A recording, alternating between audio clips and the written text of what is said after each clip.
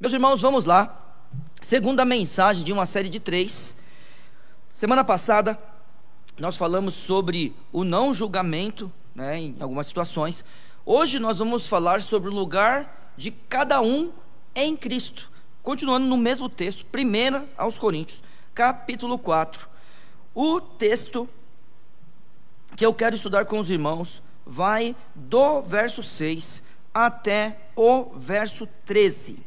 Então, temos aí alguns minutos para a gente estudar essa passagem, mas eu vou ler hoje desde o verso 1. 1 Coríntios, capítulo 4, verso 1. Que os homens nos considerem como ministros de Cristo e mordomos dos mistérios de Deus. Além disso, requer-se dos mordomos que cada um se ache fiel.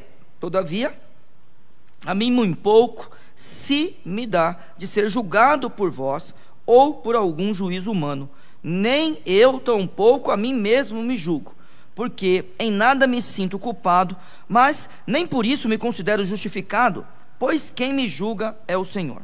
Portanto, nada julgueis antes do tempo, até que o Senhor venha, o qual também trará à luz as coisas ocultas das trevas e manifestará os desígnios dos corações, e então cada um receberá de Deus o louvor. Na semana passada nós falamos sobre ministros e mordomos do Senhor. Ministros numa posição de servos, em humildade, sempre abaixo de Cristo, mas como mordomos, com alguém com autoridade para fazer a obra de Deus. No caso de Paulo, ele é um apóstolo, então ele teve autoridade para servir a Deus como mordomo dos mistérios. Lembrando que esses mistérios, ou mistério, quando aparece nas Escrituras, é sempre em relação ao plano da salvação, que é revelado na pessoa de Cristo. Sua obra, sua morte na cruz, sua ressurreição. Então, a gente sempre lembra disso, quando aparece que é mistério de Deus e mistérios do Senhor, é isso que esse homem está falando, é isso que os homens de Deus estão falando. Além disso, na semana passada a gente viu sobre o não julgamento, e a gente tem que ficar muito atento a isso, porque precisamos aprender que julgar todo mundo julga. Agora, num caso específico, como esse, o apóstolo está dizendo que tem hora para julgar, e ele faz uma tal autocrítica que ele fala: eu também não me julgo. Não é questão simplesmente que você não pode me julgar, é que eu não me julgo. É uma coisa diferente de nós hoje em dia, que você, por exemplo, escolheu um pastor para a sua igreja. No nosso caso são 2 pastores, Vocês escolheram 2 pastores na igreja com base na palavra. Então é assim, se nós em algum momento do ministério perdermos as qualificações, os irmãos vão na palavra. Por exemplo, cartas de Timóteo e carta de Tito, olha as qualificações do pastor e diz, é só um exemplo, tá, irmãos? Olha para mim e fala: Neil, você não tem mais essa qualificação. Então, por meio da palavra, os irmãos podem me julgar. Então, é diferente o ministério de um apóstolo e o ministério de um pastor. O ministério do apóstolo está também baseado na revelação de Deus, tanto para interpretar o Velho Testamento e chegar a escrever o Novo, tá? A gente tem que lembrar disso daí, quanto para cuidar dessas igrejas aqui, cuidar dessas igrejas. Então, a palavra é revelada para ele, revelada, e ele cuida do povo escrevendo suas cartas, e também ele interpreta o Velho Testamento e escreve suas cartas. Outros apóstolos escreveram evangelhos. Outro apóstolo escreve o livro de Apocalipse. Eu sei que existem outros estilos aqui, mas os apóstolos, esse é o ministério deles, é diferente do meu, tá? Diferente do pastor Viana e de outros irmãos que são pastores, por exemplo, como o pastor Toninho, que agora há pouco mandou para nós um pedido de oração. Bom, dito isso, vamos lá, a partir do 6, essa é a mensagem de hoje. E eu, irmãos, apliquei estas coisas por semelhança a mim e a Apolo, por amor de vós, para que em nós aprendais a não ir além do que está escrito, não vos ensoberbecendo a favor de um e contra o outro. Porque quem te fez diferente? E que tens tu que não tenhas recebido? E se o recebeste, por que te glorias como se não o houvera recebido? Já estáis fartos, já estáis ricos, sem nós reinais, e quisera reinasse sem para que também nós viéssemos a reinar convosco, porque tenho para mim que Deus, a nós, os apóstolos, nos pôs, por último, como condenados à morte, pois somos feitos espetáculo ao mundo, aos anjos e aos homens. Nós somos loucos por amor de Cristo, e vós sábios em Cristo, nós fracos, vós fortes, vós ilustres, e nós vis. Até esta presente hora, sofremos fome e sede, e estamos nus, e recebemos bofetadas, e não temos pousada certa, e nos afadigamos trabalhando com as nossas próprias mãos. Somos injuriados e bendizemos, somos perseguidos e sofremos, somos blasfemados e rogamos. Até o presente temos chegado a ser como o lixo deste mundo e como a escória de todos. Pai, eu peço que o Senhor tenha misericórdia de nós, que somos pecadores, ó Senhor. Aqui está um pecador, ó Deus, confessando ao Senhor que é pecador. E eu tenho certeza, ó Pai, que muitos que estão me ouvindo essa noite estão dizendo: eu também sou. Por isso eu clamo por Tua misericórdia, ó Pai. E através dela, o Senhor possa nos abençoar com a Tua palavra. Também derrame Tua graça sobre nós, ó Pai. E através da Tua palavra, nós possamos aprender mais daquilo, ó Senhor Deus, que nós temos, que a gente não merecia. Pai eterno, que o Senhor também nos ajude a estarmos no nosso lugar. Nós não somos apóstolos, ó Pai. Nós, ó Senhor Deus, somos um povo, somos guiados pela Tua palavra, tendo pastores, tendo líderes, ó Senhor Deus, tendo homens e mulheres, ó Senhor Deus, na liderança de coisas que acontecem na vida da igreja. E eu clamo que o Senhor abençoe esses homens e essas mulheres que têm ajudado os pastores a cuidarem da igreja. Mas, meu Senhor, nós também temos pessoas que foram chamadas para outras coisas, ó Senhor Deus, não para liderar, mas para auxiliar. E eu clamo pela vida delas também. Que cada um de nós saiba o nosso lugar e o nosso chamado. Que o Senhor nos abençoe nessa noite, em nome de Jesus. Amém. Vamos lá, irmãos. Vamos então estudar a palavra do Senhor. Verso 6 diz: e eu, irmãos, apliquei estas coisas. Então, que coisas são essas? A gente não pode esquecer que Paulo aqui, ele está defendendo o seu apostolado. E essas coisas que defendendo o seu apostolado, e é claro, o ministério apostólico, é porque ele fala de si mesmo, porque ele está escrevendo a carta aos Coríntios. E a gente sabe que quando ele fala de si mesmo como apóstolo, a gente não pode simplesmente colocar Paulo, a pessoa. Quando eu defendo um pastor, quando eu falo Neil como pastor, eu não estou defendendo a pessoa. Todo mundo tem que entender isso. Por exemplo, eu sou pai do João Pedro. Quando eu falo o papai disse alguma coisa para você, eu não estou falando do Neil, estou falando da figura do pai. É diferente. Tem que entender essas coisas. Em cada local a gente é uma pessoa. E todas essas pessoas que existem em todos os locais formam a pessoa do Neil. Ô Neil, mas você não é o mesmo em todos os lugares? Irmãos, eu não deixo de ser pastor porque eu estou na minha casa. Mas na minha casa você não quer que a minha mulher tenha um pastor, você quer? Você não quer. Quer? Não, não é possível. Marola, você quer um pastor em casa? Ou você quer um marido? Nem precisa responder. Você acha que Petros ele quer um pastor ou que ele não quer um pai? Está vendo? Quer pai. Porque pai é bobo. Por isso você quer pai. Então, quando Paulo fala que ele não está falando da pessoa de Paulo, está falando dos apóstolos.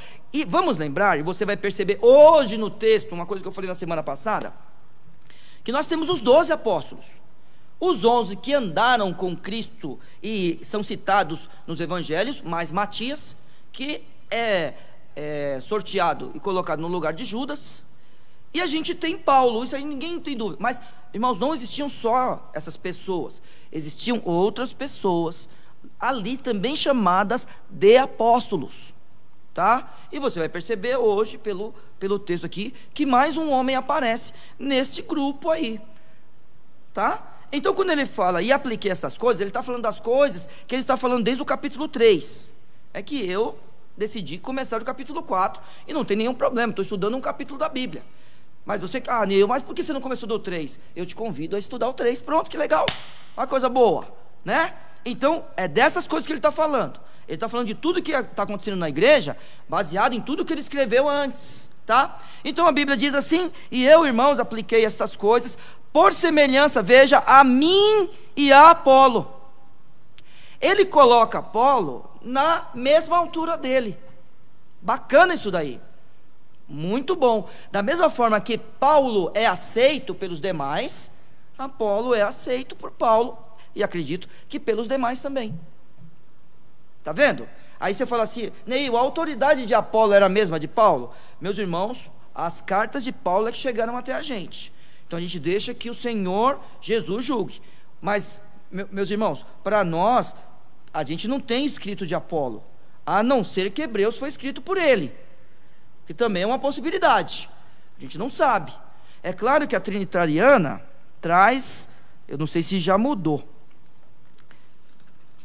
Não, tá vendo? Traz epístola do apóstolo Paulo, mas a gente não sabe se é, tá? Se na sua Bíblia está escrito como na minha, e eu já criei que foi Paulo que escreveu Hebreus, hein? É que hoje eu estou meio em dúvida. Acho que estudar, de vez em quando, não vale a pena. Eu era mais feliz quando eu achava que Paulo tinha escrito Hebreus, mas isso aí também não importa. A gente não sabe se foi Apolo que escreveu Hebreus. Parece, né? Pelo menos tem uma Bíblia que traz que realmente é Paulo. Mas a gente não tem escrito dele. A autoridade dele é maior que de Paulo, é do mesmo tamanho da de Paulo. Irmãos, vamos deixar que o Senhor Jesus julgue os líderes entre os apóstolos, porque também tinha, tá? Então ele diz assim: e eu, irmãos, apliquei estas coisas por semelhança a mim e a Apolo, por amor de vós. Então vamos lá. Nós estamos aqui trabalhando sem parar. Nós continuamos sendo um corpo, mas de vez em quando as coisas parecem que saem um pouco do controle. Um irmão, uma irmã tem uma dificuldade dentro da igreja, grupos têm dificuldades dentro da igreja, ou até, por exemplo, vamos imaginar, departamentos têm dificuldade dentro da igreja. A gente tem que trabalhar desse jeito aqui. Se existir alguma dificuldade dentro do povo de Deus, é assim que se faz, é por amor do povo, e não por causa de mim. É por amor do povo. Então é aquele negócio que a gente sempre diz: quem tem que passar primeiro aqui na porta? O outro. É o outro que passa primeiro. Quem que tem que trabalhar primeiro aqui? Eu tenho que trabalhar. Quem é que tem que servir? Eu tenho que servir. Quem tem que comer primeiro? O outro. Sabe? É sempre por amor de vós, não de mim. Então é desse jeito que a gente trabalha. Então é aquele negócio, né? Agora há pouco eu estava nesse microfone, os irmãos não viram, mas eu estava nesse microfone. Aí alguém falou assim para mim, o outro. Aí eu não, vocês perceberam, eu não pergunto por quê. Ué, tem porquê? Não tem porquê. A pessoa que está controlando as coisas falou o outro. Eu simplesmente tenho que sair daqui para o outro. Eu sei que é uma coisa simples, mas, irmãos, é sempre por amor de vós. Se o irmão pediu para eu sair daqui e vir para o outro microfone, que estava aqui nesse X, que vocês não estão vendo, mas tem um X aqui, você que já veio cantar aqui na igreja no domingo de manhã, no domingo à noite, sabe que está marcado o palco aqui? É que ali era melhor, por amor de vocês. É sempre em relação ao outro. E eu, irmãos, apliquei estas coisas por semelhança a mim e a Apolo por amor de vós. E aí vem uma parte, mas irmãos, é muito difícil nas escrituras. Muito, mas muito difícil nas escrituras, porque a gente não tem certeza dessas coisas aqui. A Bíblia diz assim: para que em nós aprendais a não ir além do que está escrito. Agora, do que é que Paulo está falando? Paulo está falando do Antigo Testamento? Paulo está falando dos escritos até o momento feito pelos apóstolos? Paulo está falando, né, dos primeiros 3 capítulos que ele escreveu? Paulo está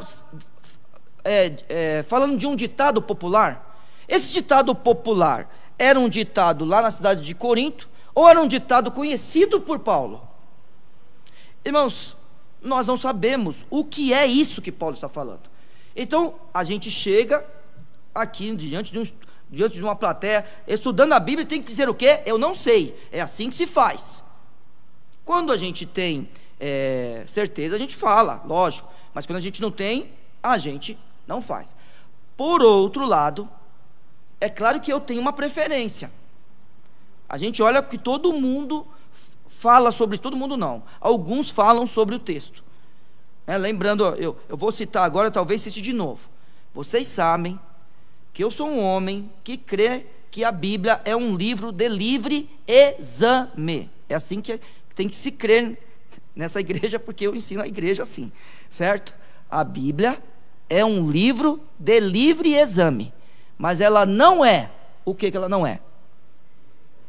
Muito bem, ela não é um livro de livre interpretação. Então, os irmãos estão interpretando esse livro há 2000 anos, e o que a gente se depara com esse texto, mas o que é isso? As pessoas dizem, não sei, pode ser isso. Agora, a minha preferência é pensar no Velho Testamento e nos escritos dos apóstolos até o momento, porque eu acho que é isso que guia a igreja. Então, hoje nós temos o Velho e o Novo Testamento completo. A gente não pode ir além do que está escrito, do mesmo jeito. Então é assim, meus irmãos, que eu prefiro pensar. Agora, eu quero deixar claro para os irmãos que é uma preferência. Se você for estudar esse texto e for convencido de uma outra coisa, meu irmão, minha irmã, eu não vou me ofender, tá? Mas a minha preferência é pensar no Velho Testamento e nos escritos dos apóstolos até o momento da carta aos Coríntios, tá? Então vamos lá. Então ele diz, para que em nós aprendais a não ir além do que está escrito, porque não vos ensoberbecendo a favor de um e contra o outro. Então, aí é claro que estava existindo preferência dentro da igreja. Vamos lá, pastor Viana, o senhor não está comigo aqui, mas o senhor está comigo aí. Vamos ver aqui. Já pensou alguém dizer assim, meu irmão, o meu pastor é o Neil? Não é ser triste? Porque eu vou confessar. Se alguém falar assim, o meu pastor é o Viana, eu falo assim, mas peraí, eu? Não, tem que dar um pouquinho para mim. Deixa eu cuidar de você também. Sabe? Estou aqui, ó. O pastor Viana já está aqui. Mas o senhor não ficaria triste se alguém dissesse, tanto do senhor quanto de mim, o meu pastor é fulano? Né? Daqui a pouco ele vai dizer sim. Olha lá ele rindo. Então Paulo está falando, olha, vocês não podem se orgulhar em favor de um e contra o outro. Não pode favorecer um e ir contra o outro. E com orgulho. Irmãos, olha o que a queda fez com a gente. Vocês percebem o que a queda faz com a gente? A queda faz com que um grupo de crentes, porque leia o capítulo 1, esse grupo aqui é um grupo de crentes, mas veja o que a queda faz com o ser humano. Por isso que eu digo a possibilidade da transformação por meio da regeneração. No dia que encontramos com o Senhor Jesus, Ele chega até nós e nós o recebemos ou o aceitamos, a gente é regenerado porque a gente nasce de novo. Então existe uma possibilidade de transformação. Então, Tassi, existe uma possibilidade de você ser uma melhor esposa e você, Marcos, um melhor marido. Agora a questão é o relacionamento de vocês com Deus, não um com o outro. Entendeu isso aí? Você tem que ser um melhor marido. Por quê? Porque a sua esposa exige de você? Não, porque você é crente. Então existe uma possibilidade de você melhorar, e melhorar, e melhorar, e melhorar. Mas olha o que acontece, o que pode, acontecer dentro de uma igreja.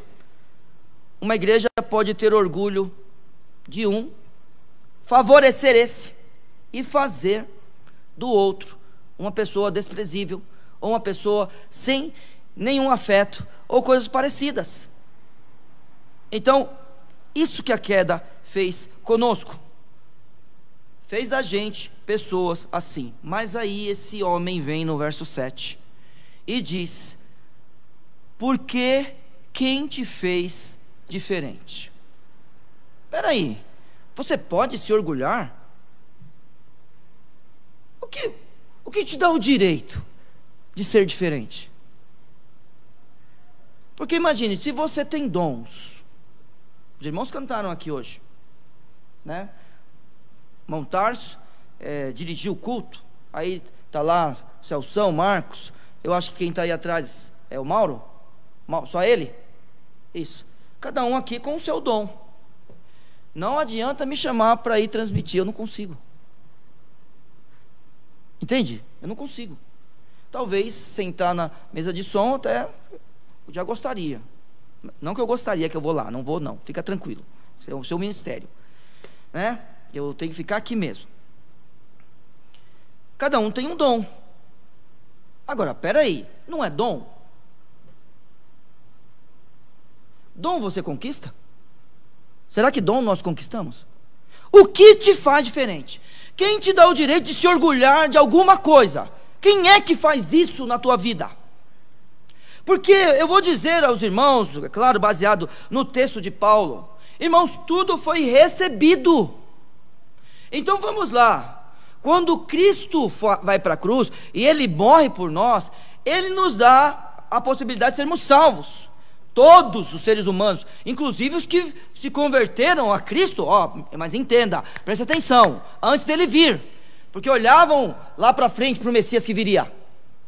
Talvez, eu vou dizer, muitos não entenderam o sofrimento de Cristo, muitos não entenderam que o Messias sofreria, tá? Mas foram salvos crendo pela fé que o Messias viria. O sangue de Cristo os libertou. O sangue de Cristo os fez salvos. A partir daí, a partir de salvos, todas as bênçãos celestiais que já gozamos agora, não na sua plenitude, mas já gozamos agora, bênçãos celestiais, porque aqui é o antegozo do céu, na nossa casa, nós temos o antegozo do céu. Então foi dado a nós. Que direito você tem de se orgulhar? O texto continua dizendo: e que tens tu que não tenhas recebido? Então peraí, não existe conquista e nem merecimento. Quem te dá o direito de ser orgulhoso? Quem te dá o direito de fazer determinadas escolhas que prejudicam a obra de Deus? Quem te faz assim? Cada um de nós temos um lugar, e o nosso lugar como crente, agora vamos tirar a ideia de pastores, vamos tirar a ideia de diáconos, vamos tirar a ideia de líderes dentro do povo, vamos todo mundo como crente, porque é claro que a gente sabe que existem as pessoas chamadas para cuidar dos outros, são chamadas, algumas como oficiais, outras porque realmente Deus os chamou, assim, para cuidar do outro, de uma forma diferente. A gente sabe, foi Deus que nos deu isso daí. Ótimo, mas agora todos somos crentes, tá? Todo mundo primeiramente salvo. Aí depois a gente tem o nosso chamado. Primeiramente como salvos. O que nós temos que a gente não tenha recebido? Tudo foi dado por Deus. Tudo. Começando na salvação. A partir daí, por favor, não existe conquista, não existe merecimento. E aí, meu irmão, no lugar da humildade, a gente tem orgulho? Não existe orgulho também. Na verdade, tudo é graça, porque não podemos ter orgulho. O que tens tu, e que tens tu que não tenha recebido? Meu irmão, tudo é dom, tudo é graça de Deus. E aí, se eu recebi isso de Deus como graça, né? Olha só, é de graça e como graça. São coisas diferentes, tá? São coisas diferentes. Então Ele vem e nos dá isso. Agora, nós recebemos e nos comportamos como aqueles que conquistaram as coisas com orgulho? A gente busca o nosso merecimento como alguém que conquistou? Não, meus irmãos, tudo foi recebido. E aí ele completa: e se o recebeste, por que te glorias como se não houveras recebido? E aí eu pego e destaco ainda mais. Esses irmãos, eles estavam pensando, e isso pode acontecer conosco também, precisamos tomar cuidado, porque tudo é graça de Deus, Tudo é graça, é pela graça, tudo de Deus.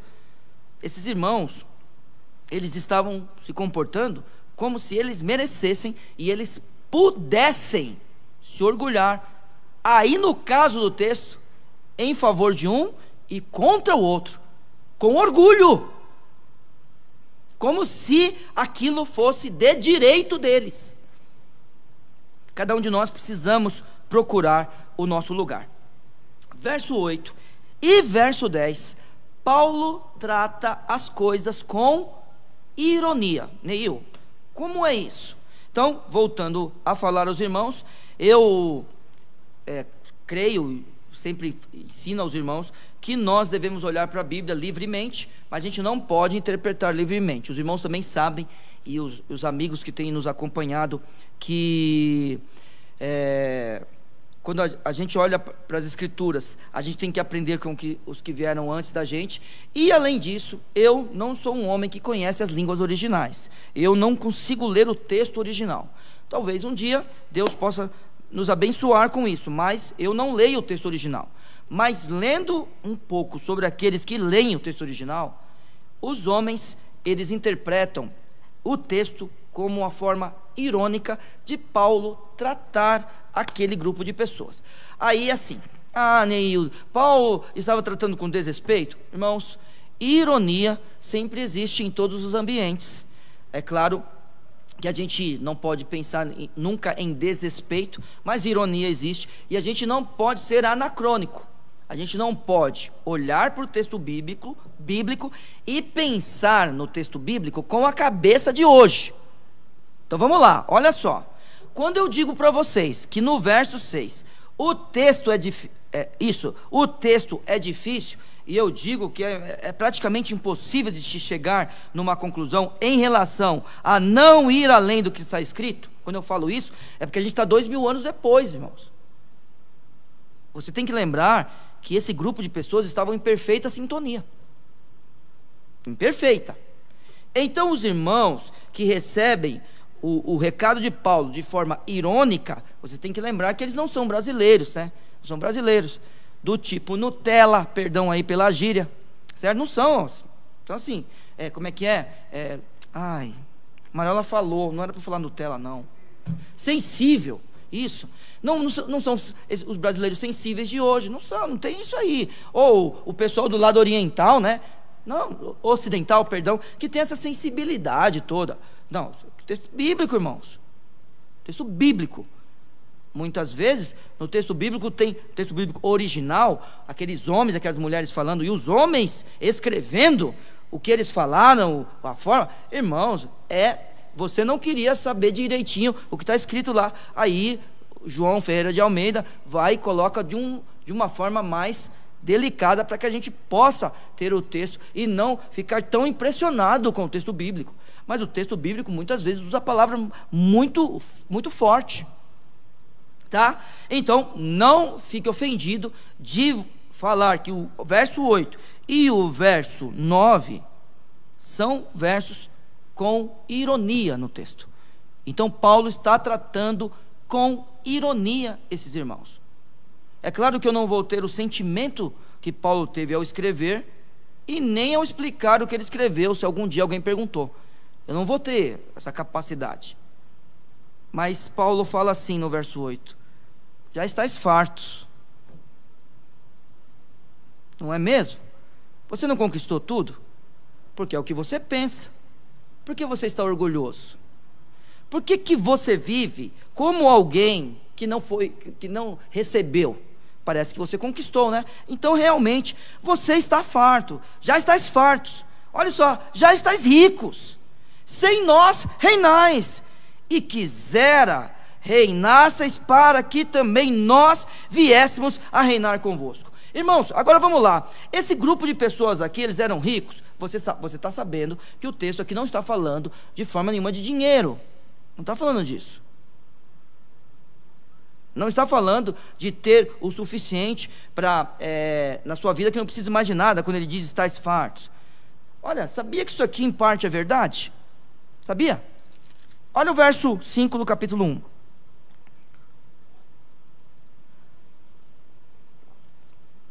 Vamos lá. Verso 5 diz: porque em tudo fostes enriquecidos. Olhou o texto aí? Em tudo fostes enriquecidos. De que forma? Olha aí o texto. Qual a continuidade? Acabou o versículo? O que o versículo diz? Na palavra?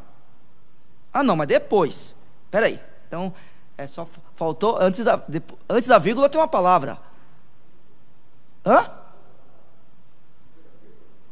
Antes da vírgula tem uma palavra. Nele. É verdade que eles são ricos? É verdade. Eu brinco com todo mundo, não é só na igreja. Eu sou o homem mais rico do mundo. Como é que é? Porque se a gente tem Cristo, a gente tem tudo. Olha que lindo. É assim que se pensa. Do que você necessita? Você tem Cristo. Você tem a paz que Cristo te deu. Você tem a graça que Cristo derramou na tua vida, na vida da tua família. Ué, as misericórdias do Senhor são a causa de sermos consumidos. E assim a gente vai falar sem parar aqui, irmãos. Eles são ricos? São, em Cristo. Agora, ser rico em Cristo nos dá o direito de sermos orgulhosos dentro da igreja de Deus? Não, irmãos, Cristo morre na cruz, ressuscita, vence a morte, faz a obra da salvação, aplaca a ira de Deus. Nós nos chegamos a Ele, Ele nos atrai na cruz, para sermos como Ele é. Aí nós somos ricos nele e queremos ser orgulhosos. Por isso Paulo trata com ironia. Já estáis ricos, já estáis fartos. Eles são ricos. E aí eu só vou continuar para você, por irmão Tarso que citou, né? É claro, tem mais. É que eu queria destacar Cristo, mas o irmão Tarso está correto, e eu vou ler o verso inteiro, irmãozão. Olha só, porque em tudo fostes enriquecidos nele. E aí, ó, em toda a palavra e em todo o conhecimento. Em toda a palavra, porque a palavra toda é sobre Cristo. Em todo o conhecimento, porque o conhecimento que nós precisamos é para a glória de Cristo. Então vamos lá, eles são ricos, eles estão fartos. E aí ele diz: sem nós reinais. Opa! Esse homem, é claro, é claro na cabeça dele que o reino já foi inaugurado. O reino, nos moldes que nós vivemos, foi inaugurado com Cristo, eu não tenho dúvida disso. Ah, Neil, mas existem aspectos do reino no Velho Testamento? Irmãos, existem, tá? Ah, Neil, é o mesmo reino. Meus irmãos, eu prefiro pensar que na nova aliança existe uma nova forma, é só isso, tá? Só isso, tudo bem? Então existem muitas coisas que mudaram do Velho para o Novo Testamento. Muitas coisas mudaram. Não que Deus tenha mudado, mas você percebe que é diferente. Outro dia eu estava pregando aqui sobre Gideão, e eu até brinquei com os irmãos, não sei se vocês lembram da morte que aconteceu lá, que eu até falei: você não precisa assistir O Último Reino, não precisa assistir Vikings, né? Ou como a Maria Isabel gosta de falar, Vikings, certo? Não precisa assistir Vikings, tudo bem? Ué, só olhar lá os caras cortando a cabeça um do outro. As coisas mudaram ou não? A gente não está cortando cabeça. A igreja está cortando a cabeça dos outros? Não, meus irmãos, a igreja não está cortando a cabeça. Ah, Neil, mas a igreja fez o que fez. A igreja não confunda as coisas. Nunca confunda as coisas. E eu deixo isso para um outro momento, para a gente conversar sobre isso. Não confunda as coisas. Não foi a igreja que fez o que fez na Idade Média, não, tá bom? Ela tem nome. Diga o nome dela. O reino inaugurado por Cristo não pode ser aquilo, e nós não fazemos parte daquilo, tá? Diga para todo mundo que a gente não fez parte daquilo. Tem nome aquilo lá. O reino inaugurado pelo Senhor Jesus nos moldes que vivemos hoje.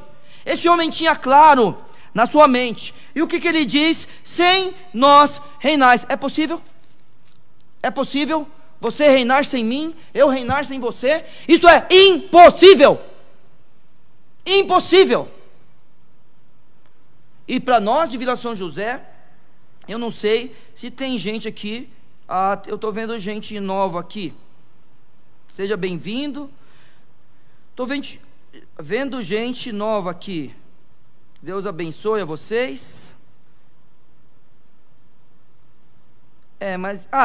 Tem gente já de São Norberto aqui. O pastor Toninho está conosco. Eu não posso falar das outras igrejas, corpos locais, mas quero dizer, em Vila São José, a gente tem que ter claro isso, que o reino já foi inaugurado, e o reino para nós é assim, é uma realidade presente, é uma esperança futura. Está claro isso para todo mundo? Quando a gente prega aqui sobre o reino, quando a gente fala sobre o reino aqui, nesse púlpito, eu, pastor Viana, Ricardo, hoje o Will pregou, outro dia o irmão David esteve aqui com a gente. Quando qualquer um aqui subir e falar do reino, desta igreja, são duas perspectivas, todo mundo, está claro para todo mundo isso? Quais são as perspectivas? Que ele é uma realidade presente e uma esperança futura. O que prova a realidade presente é a presença do Espírito. O Espírito Santo na igreja e na minha vida e na tua, prova a realidade do presente do reino. E o que vai provar a esperança futura, a gente entrar na glória eterna, é a ressurreição.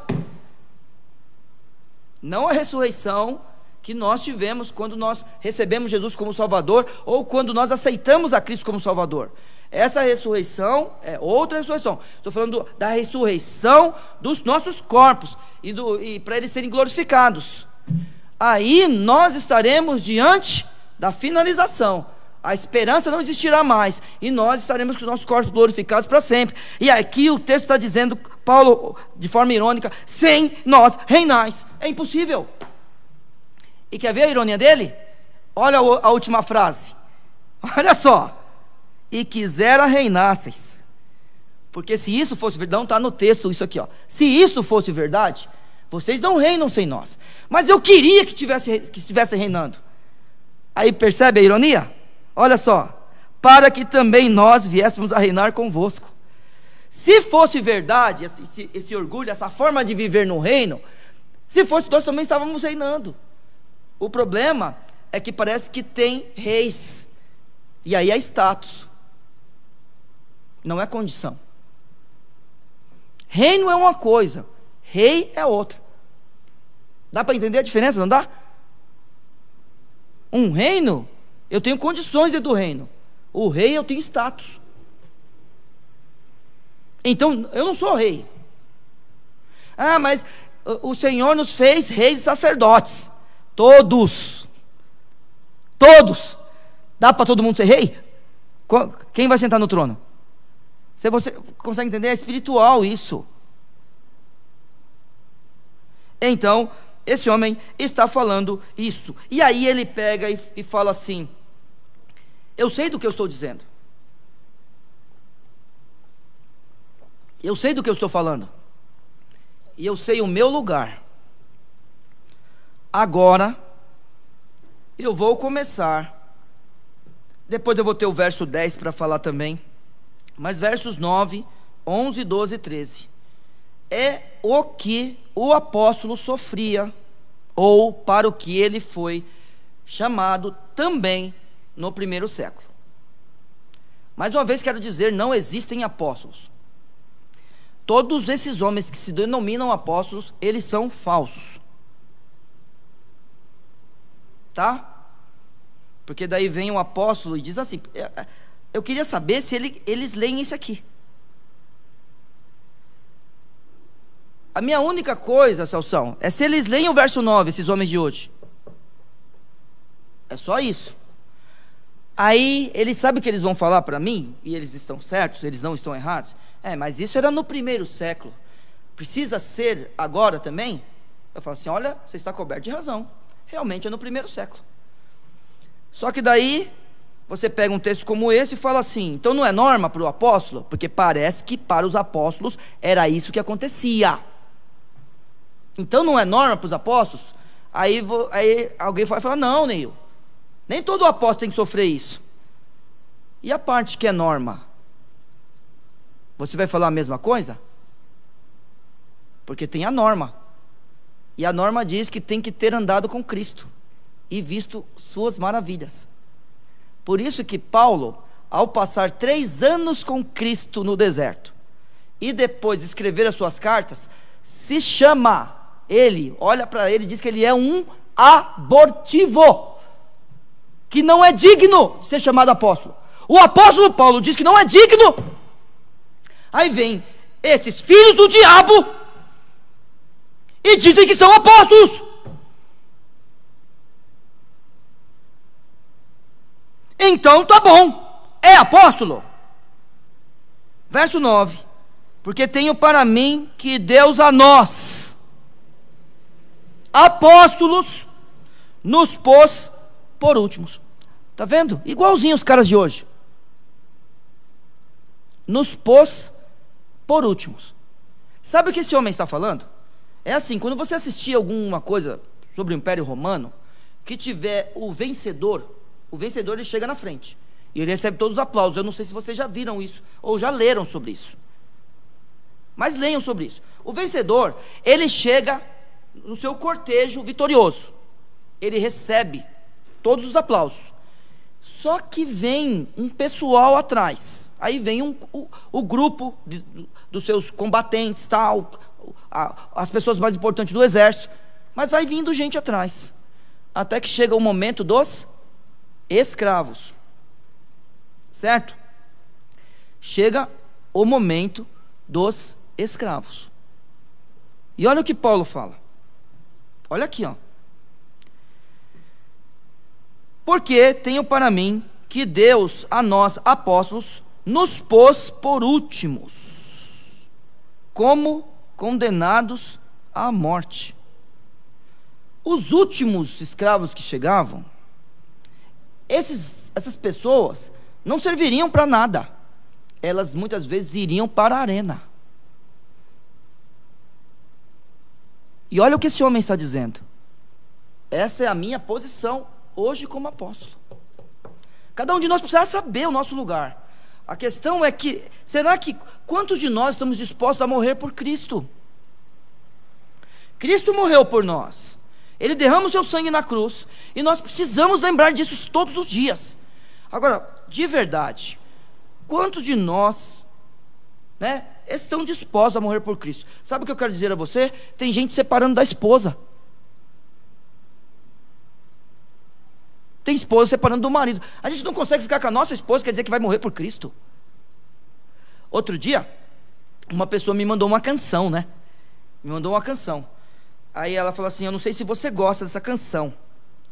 Eu falei: eu gosto bastante, só não concordo com a atitude daquele que canta, daquele que fez a música, porque ele já está no 3º casamento. Ah, não acredito. Bom, então vai no Fuxico Gospel. Tem isso aí, não tem? Então vai no Fuxico Gospel. Aí eu já fui lá, não sei se é Fuxico Gospel, eu sei que já isso existe. Aí só digitei o nome do autor da canção e falei assim: divórcio. Tá aí, ó. A pessoa não consegue ficar com as esposas. Aí vem cantar aquela música bonita. Não, quem tem que cantar são vocês aí. Vocês têm que cantar mesmo. São fiéis a Deus? Então pode cantar. Agora, eu não consigo ficar com a minha mulher, ou eu sou um filho, não gosto eu estou triste com meu pai, com a minha mãe, vou embora, com rebeldia. Ou alguma coisa acontece na igreja, eu vou embora da igreja. Alguma coisa acontece na igreja, eu vou embora da igreja. Irmãos, eu não estou falando que todo mundo que foi embora da igreja fez o errado. Talvez realmente naquele momento que você foi embora da igreja era insuportável. Não estou falando isso aí que você está errado. Só que todo mundo que vem para cá sabe, nunca mais saia daqui. E todo mundo que vai embora, eu digo, nunca mais volte. Só isso. Ah, Nil, você é muito duro. Duro não. Você tem que dar certo em algum lugar. Vila São José é o lugar certo para mim. Eu não vou sair daqui. Ah, Nil, porque você é pastor. Se eu sair daqui, é para continuar servindo a Cristo em outro lugar. Mas não de briga. Brigado eu não saio. Aí a gente vem falar que a gente morre por Cristo. Ô, meu irmão, minha irmã, a gente tem que melhorar. O apóstolo sabe a sua condição. Agora, todos vocês que um dia obedeceram a palavra e talvez tiveram prejuízo, meu irmão, minha irmã, você edificou essa igreja, tá? Você fez com que o meu ministério tivesse algo que o meu coração se enchesse de alegria para a glória de Deus. Todas as vezes que você perdeu para a glória de Deus, eu fiquei feliz. Então que Deus te abençoe, que eu sei que tem gente aqui assim. Tem gente que fala assim, ó, por amor de Cristo, eu farei tal coisa. Quem dera que todos fizessem isso, porque eu amo Jesus, eu vou me submeter à palavra dele. Esses homens estão aqui, ó, porque tenho para mim que Deus a nós, apóstolos, nos pôs por último, como os condenados à morte. Mas só que a questão aqui não é de arena, pois somos feitos espetáculo ao mundo, aos anjos, está vendo aí? E aos homens. Não é uma questão de um espetáculo numa arena. O espetáculo que esses homens participam é um espetáculo cósmico. Duro, irmãos, duro. Isto é o que um apóstolo sofre. Cada um tem que estar no lugar que Cristo chamou para estar. Apóstolos tinham que passar por isso. É claro que é tradição, mas, por exemplo, Paulo, como foi a morte de Paulo? Como ele era um cidadão romano, o que a tradição diz, que ele foi decapitado. Pedro, crucificado. Tiago está na Bíblia, não o Tiago, irmão do Senhor, uma espada. Então a gente sabe que esses homens aqui, esses homens sofreram. Tem outros relatos de outros apóstolos, mas claro que tudo como tradição. É isso que esses homens sofriam. Aí vem de novo a ironia. Nós somos loucos por amor de Cristo, e vós sábios. Ó, antítese. Continua o texto. Nós fracos, e vós fortes. Está vendo? Vós ilustres, e nós vis. O que você preferiria? Qual a sua condição? O que você quer fazer para a obra do Senhor? De que forma você quer se comportar? Como as pessoas vão olhar para você quando pensarem que você é um crente em Cristo Jesus? Então é o seguinte, olha só o que esse homem está fazendo aqui. Eu vou ler de novo, depois eu vou para um texto em 1 Coríntios, que ele já tinha escrito para eles, porque a carta é lida, né? Então essas pessoas, o que acontecia? Elas iam lendo a carta, e você percebeu o que ele faz aqui, ó? Olha o que esse homem está fazendo aqui. Nós somos loucos por amor de Cristo, e vós sábios em Cristo. Nós fracos, e vós fortes. Vós ilustres, e nós vis. Abra a tua Bíblia, por favor, em 1 Coríntios capítulo 1. Primeira carta de Paulo aos Coríntios, capítulo 1, na verdade, a mesma carta.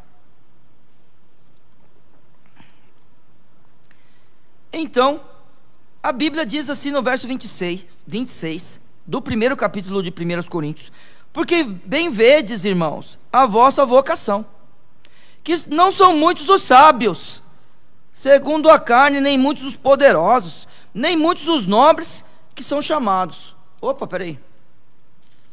Como é que é o negócio aqui? Nós somos loucos por amor de Cristo, e vós sábios em Cristo. Vamos continuar o texto. Verso 27, mas Deus escolheu as coisas loucas. Está vendo? Deste mundo para confundir as sábias. E Deus escolheu as coisas fracas. Peraí, o que eles eram mesmo? Vamos lá no texto de novo. Está vendo a ironia de Paulo? Percebe o texto bíblico? Olha só. Nós somos loucos por amor de Cristo, e vós sábios em Cristo. Nós fracos, e vós fortes. Mas não foram os fortes que Deus escolheu. Não foi isso. Deus não escolhe os fortes. Então, por favor, não fale isso de mim. Não fale isso de você. Não deixe de falar isso de nós. Não, a nossa fraqueza, ela é poderosa em Cristo. Porque quando sou fraco, aí sou forte. Eu não posso olhar para a minha força. Se Deus escolheu as coisas loucas do mundo, não é a minha sabedoria que me leva a Cristo. Irmãos, a minha sabedoria me leva para longe de Cristo. Olhe para as universidades desse país. A sabedoria humana, mundana, faz aquilo que fez com a gente.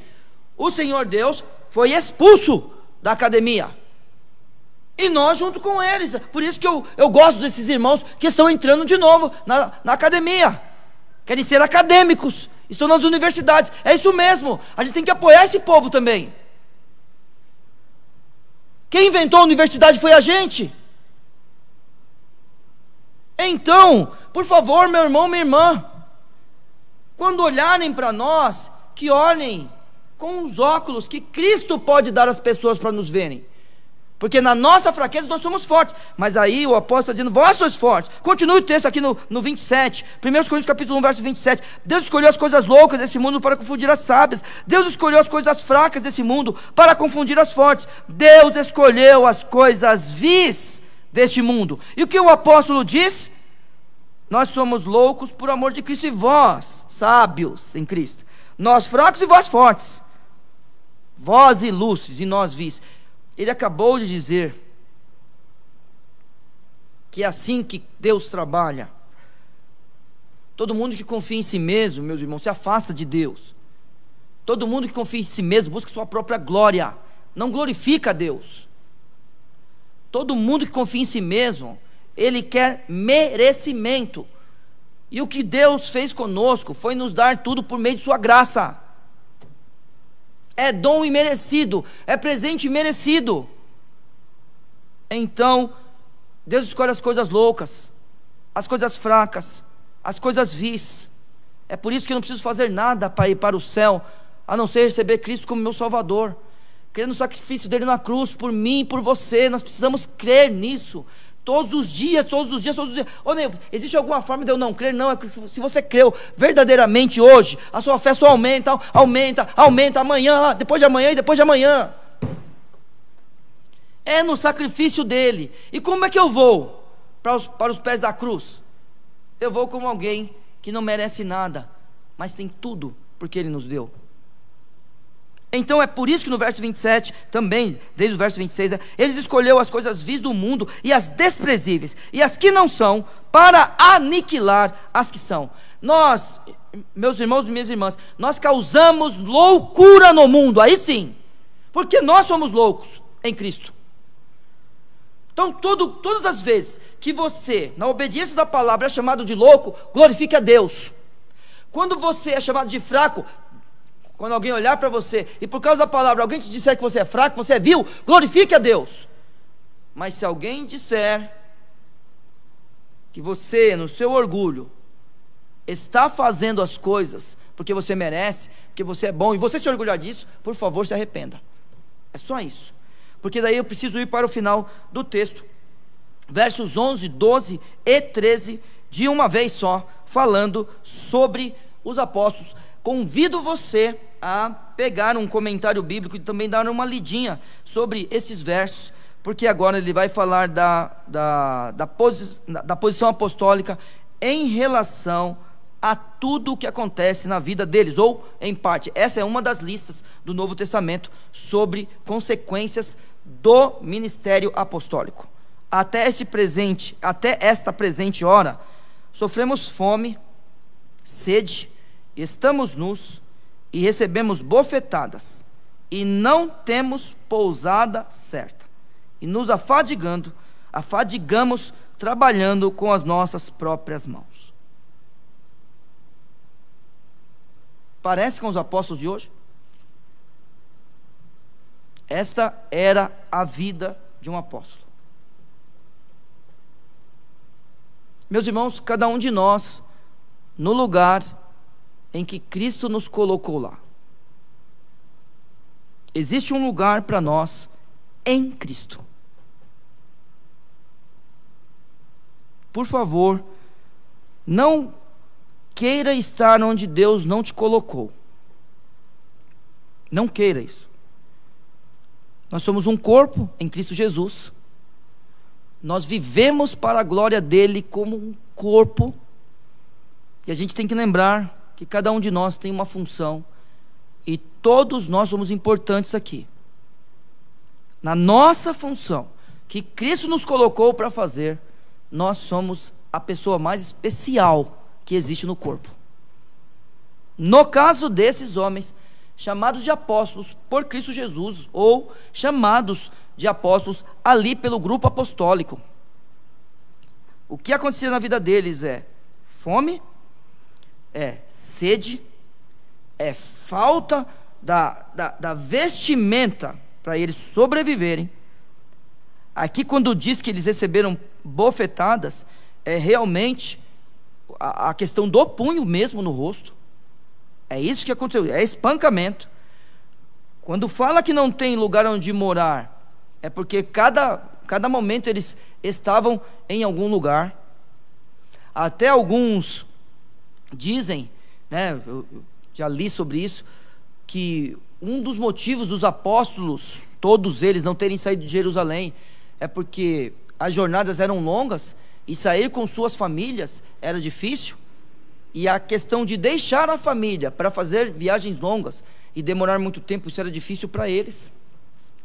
Olha, meus irmãos, a gente não tem ideia, né, realmente do que acontecia numa família de um apóstolo. Vamos rapidinho imaginar se Paulo fosse candidato ao Sinédrio mesmo. Vamos imaginar isso. Porque tudo indica na morte de Estevão que ele era um candidato ao Sinédrio.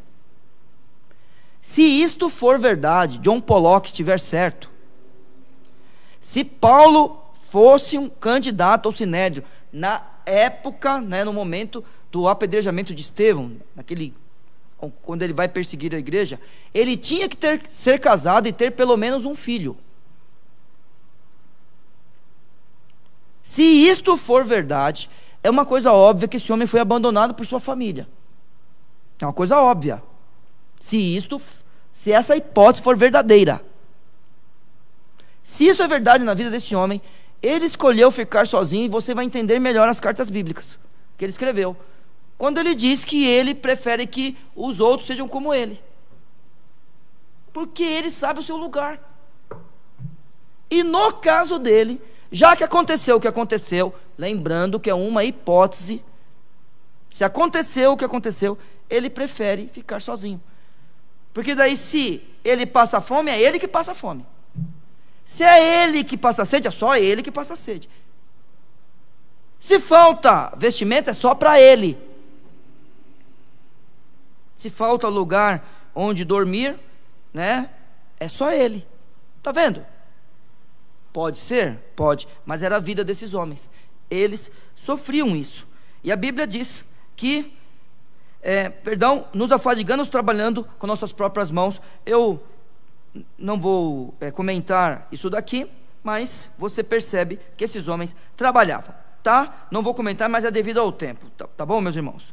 Aí ele diz, de novo, fazendo as antíteses, né? Fazem uma coisa comigo, eu faço outra. Legal isso aqui, ó. Ele diz assim: somos injuriados e bendizemos. Sabe, irmãos, isso aqui me deixa emocionado. Principalmente vivendo na época que eu vivo, onde um desses homens, chamados apóstolos, quando um apresentador de programa falou mal dele e depois ficou doente com câncer, que ele disse, palavras dele, que aquele homem ficou doente porque tinha mexido com ele. Não, ele não é apóstolo, ele não lê a Bíblia, ele não é nem pastor, não é. Porque se ele é injuriado, ele bendiz. É isso que um apóstolo faz. Então vamos lá? É isso que um pastor faz. Quando a gente é crente, é isto que um crente faz.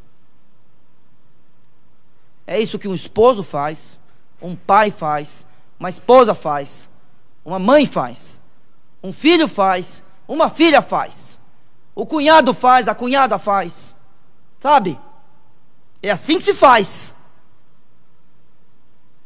Temos que saber que somos crentes, e temos que saber que existe ensinamento bíblico, que deve ser ampliado, e deve ser aplicado na minha vida e na tua.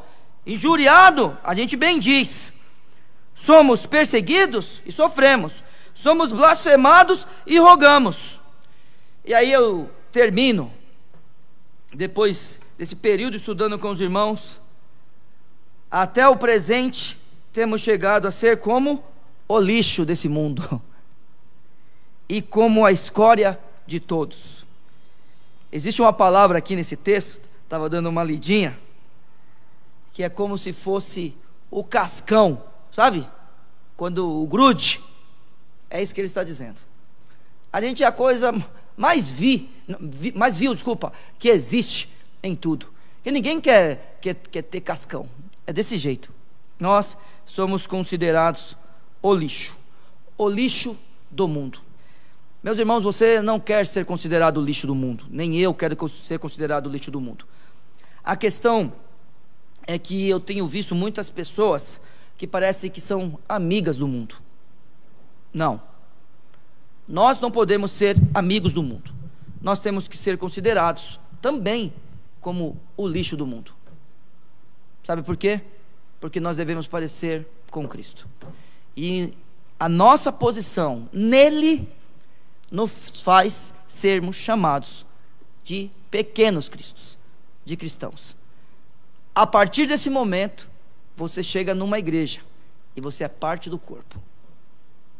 Também, antes, talvez até antes de se chegar a ser cristão, você fazia parte de uma família, mas agora você é um cristão dentro da família. A sua posição em Cristo, onde quer que você esteja, Deus te abençoe. Ele te chamou para glorificá-lo em todos os lugares. Obrigado, meu Senhor, pela tua palavra. Ajude-nos a crescer, ó Senhor Deus, devido ao estudo bíblico, devido ao teu Santo Espírito agindo em nossas vidas. E também, ó Senhor, eu clamo por aqueles que estão nos ouvindo, que ainda não fizeram uma decisão, ó Pai, ainda não receberam Cristo como Salvador, não foram arrastados do bosque, ó Pai, porque estavam escondidos de Ti, e o Senhor os chamou. Ó Pai eterno, abençoe, para que todos possam chegar ao conhecimento de Cristo. Todos esses que estão aqui, pelo sangue do Senhor Jesus, possam ser salvos. E ó Pai, que possam Te glorificar como pessoas redimidas por Ele e sendo a habitação do Santo Espírito. Eu te clamo agora pelo final do culto, que o Senhor nos abençoe, em nome de Jesus Cristo, nosso Salvador. Amém.